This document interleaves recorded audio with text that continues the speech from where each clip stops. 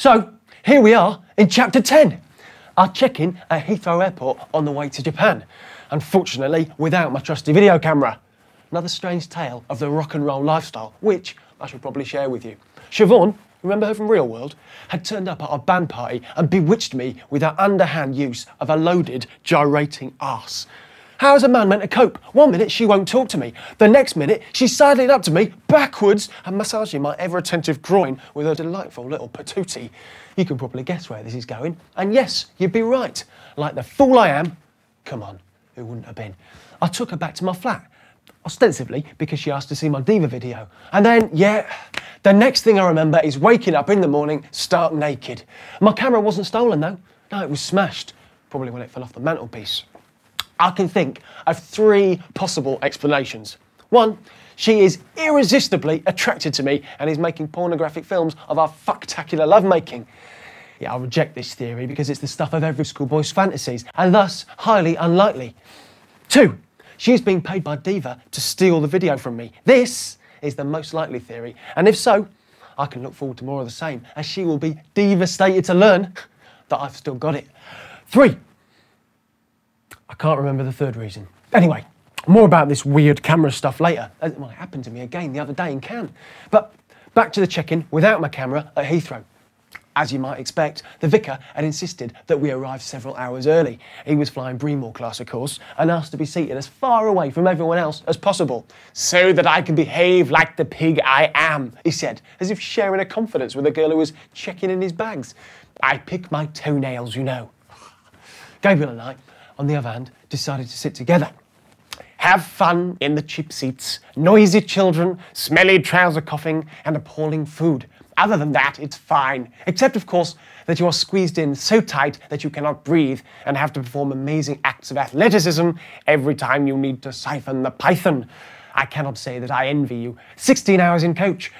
I would wish it on no one, with the exception of both my former managers and their solicitors. He said this with a smile as he sauntered through the fast-track passport control, leaving us to queue with the rest of the world. Meet me at the Red Carpet Club. I shall introduce you to a style to which you would like to become accustomed. Delight and wonderment. You will be happy boys.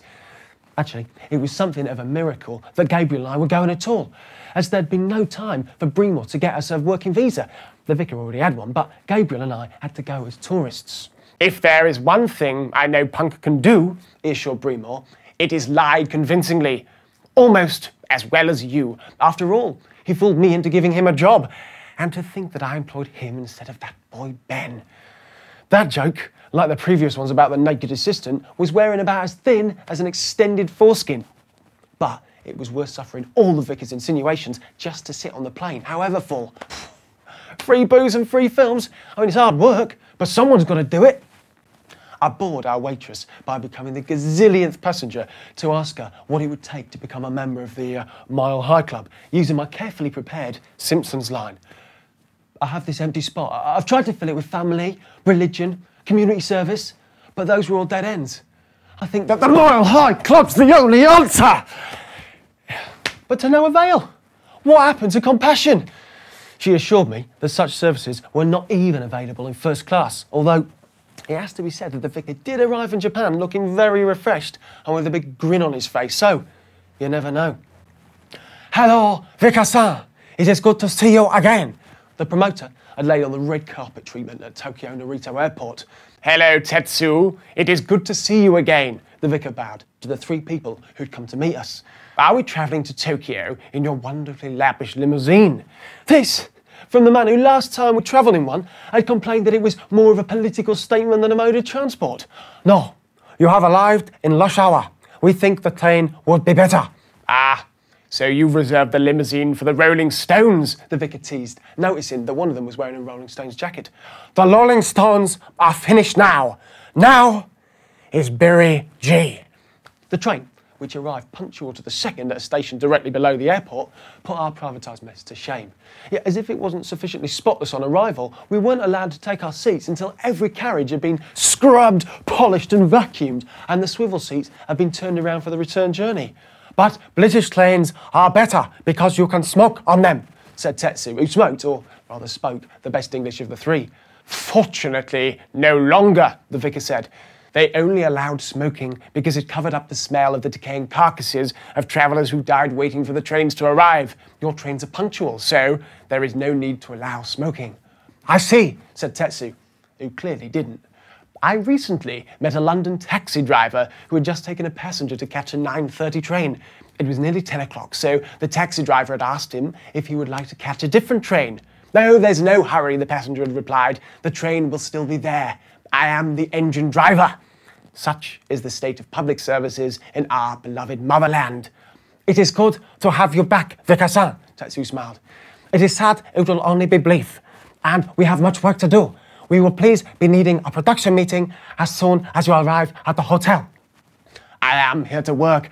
My brain is more than a little scrambled, dribblins in extremis, I think the medical term is. Regrettably, even first-class passengers get jet lag, but my body is yours. And my wife tells me it is my best asset anyway. Do with me as you will. Just lead the way and pick up all of the pieces that drop off. More VIP treatment greeted us at the station. Oh, now maybe our minders were used to aging rockers who were too infirm or too sozzled to walk even a few yards unaided. We were met on the platform by the most lavish people van I'd ever seen, with tinted windows and sumptuous interior, and it drove us to within literally inches of the hotel door. Tetsu sat in the front, constantly chattering on his mobile phone. When the Japanese answer the phone, they say, "mushi mushi," the vicar advised us in his role as tour guide. You will find that saying washing machine in a Japanese accent works perfectly well. Remember to bow politely whenever you are introduced, and they will bow in return. Do not keep bowing, as the senior person will always want to bow last. If you keep going, you will end up like a pair of nodding donkeys. The absurd levels of service continued inside the hotel.